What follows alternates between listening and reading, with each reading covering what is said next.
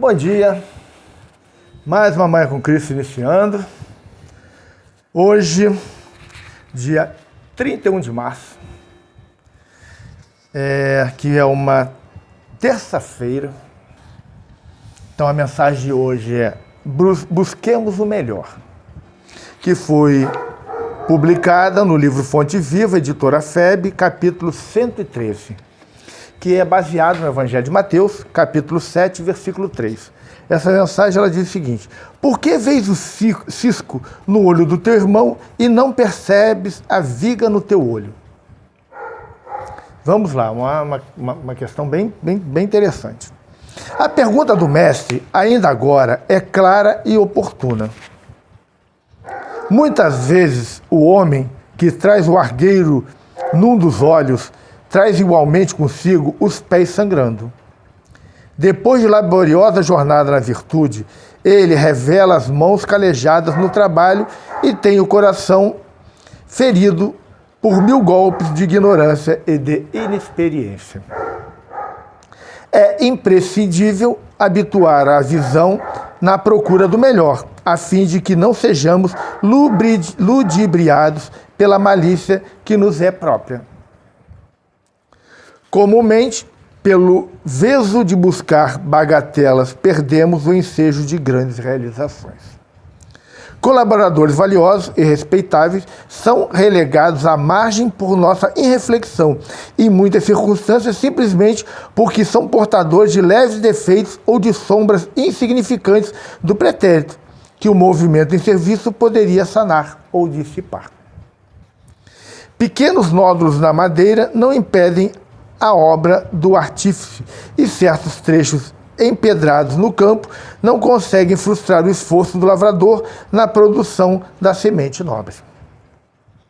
Aproveitemos o irmão de boa vontade na plantação do bem, esquecendo as nugas que lhe cercam a vida. Que seria de nós se Jesus não nos desculpasse os erros e as defecções de cada dia? E se esperamos alcançar a nossa melhoria, contando com a benemerência do Senhor, por que negar ao próximo a confiança no futuro? Consagremos-nos à tarefa que o Senhor nos reservou na edificação do bem e da luz e estejamos convictos de que, assim agindo, o argueiro que incomoda o olho do vizinho, tanto quanto a trave que nos obscurece o olhar, se farão espontaneamente, restituindo-nos a felicidade e o equilíbrio por meio da incessante renovação. É muito comum nós termos uma visão negativa. Olhamos para tudo com senso de crítica. Olhamos para os outros e conseguimos enxergar o menor defeito que seja. Quando nos olhamos no espelho, não enxergamos nada de ruim. Então, esse é um problema muito sério que nos deparamos no nosso dia a dia. Enxergamos, como diz Jesus, um ciscozinho no olho do nosso irmão, mas nos nossos olhos tem uma trave que nos impedem de enxergar a realidade da vida e a gente não percebe que essa trave está ali colocada. Os nossos irmãos têm erros, têm defeitos? Claro que tem. Mas se nós olharmos só o lado negativo, vamos ver problema em toda a raça humana. Porque como estamos num mundo de expiação e provas, todos têm ainda defeitos a serem corrigidos. Têm dívidas a serem quitadas. E nós nos incluímos nesse grupo. Se ficarmos agindo dessa forma, vamos viver num mundo extremamente complicado. Que viveremos num mundo de desconfiança, um mundo de acusações, um mundo de intolerância. Vamos olhar ao nosso redor. Vamos olhar o noticiário das televisões, os jornais, na internet. Quantas acusações, quanto levantamento de pequenos defeitos, quantos às vezes a pessoa, falando num discurso, para um público qualquer, dá um deslize, faz uma colocação equivocada. Assim, às vezes, não é nem o que ela pensa, mas usou a palavra errada e deu um duplo sentido. E aí vira um inferno. As pessoas caem de pau, começam a criticar, dizendo que a pessoa é isso, que a pessoa é aquilo. Gente, pelo amor de Deus, quem já não cometeu um deslize desse numa conversa? Numa discussão um pouco mais acalorada com alguém, com a família, com a esposa, com os filhos, com os pais? Quem não? Nós, às vezes, erramos na palavra sem querer. Muitas vezes não temos nem vontade de falar aquilo. A palavra se encaixou de forma equivocada ali e deu um duplo sentido. E as pessoas vão fomentando isso, vão buscando esses erros. E o mundo está do jeito que está. A gente não consegue viver em equilíbrio. A gente não consegue ter paz para vencer as dificuldades do mundo, porque é todo mundo acusando todo mundo. Quando Jesus se deparou com a questão da adúltera, ele mandou um recado para a humanidade, que eu acho que é um recado que hoje precisa ser repensado o tempo todo. Aquele que estiver sem pecado, atire a primeira pedra. Eu fico vendo no mundo político um tacando pedra no outro e os dois lados vulneráveis, porque os dois têm erros graves. Porque a direita critica a esquerda critica a direita, mas os dois têm lados negativos e têm lados positivos. Se houver intolerância, não há democracia.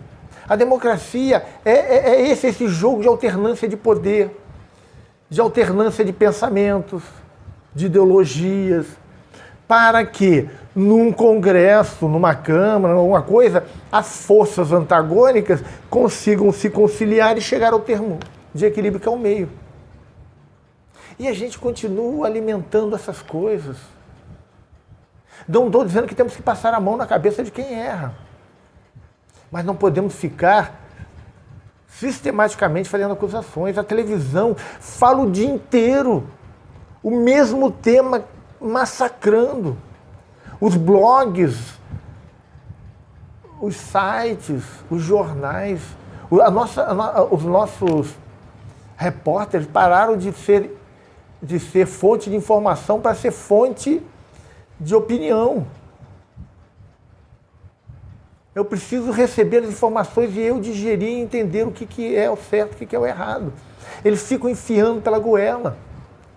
Que a esquerda não presta, que a direita não presta, dependendo do jornalista, ele faz acusações por um lado ou para o outro. E a gente não consegue viver.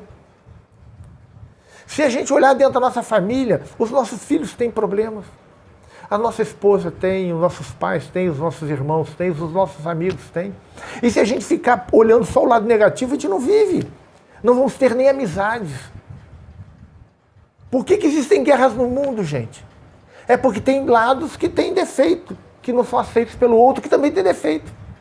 E aí a intolerância chega a situações de guerra.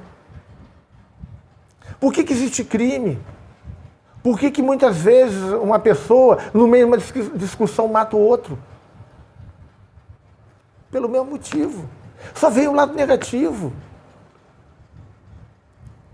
Pode ser que eu aqui falando para vocês, cometa um deslize, faça uma colocação que não seja colocada. Eu tenho ainda a oportunidade de editar, corrigir. Mas quando ele está falando, por exemplo, numa tribuna, numa casa espírita, ou falando em público, alguma coisa, a gente pode dar um deslize que, mesmo que a gente fale, não é bem isso que eu falei, mas aí já alguém de má fé já vai usar isso. E a gente tem que parar com essa coisa. Tem gente que é mais grosseira falando. Não significa que seja mau caráter, mas é a maneira de se expressar. Tem gente que fala com muita doçura, mas age de forma pior. Então a gente tem que ter cuidado, gente. Vamos ter a tolerância. O mundo precisa, mais do que nunca, de tolerância. A gente tem que fazer reflexões sobre as nossas vidas. Porque senão vamos viver em briga, em desarmonia. Reconcilia-te com o teu inimigo enquanto estás com ele a caminho, disse Jesus. E a gente que se diz cristão está fazendo aí críticas e mais críticas o tempo todo. Vamos à nossa prece. para que a gente possa encerrar o nosso Manhã com Cristo de hoje. Pai nosso que estais nos céus, santificado seja o vosso nome, venha a nós o vosso reino, seja feita a vossa vontade, assim na terra como no céu. O pão nosso de cada dia nos dai hoje, perdoai as nossas ofensas, assim como nós perdoamos a quem nos tem ofendido.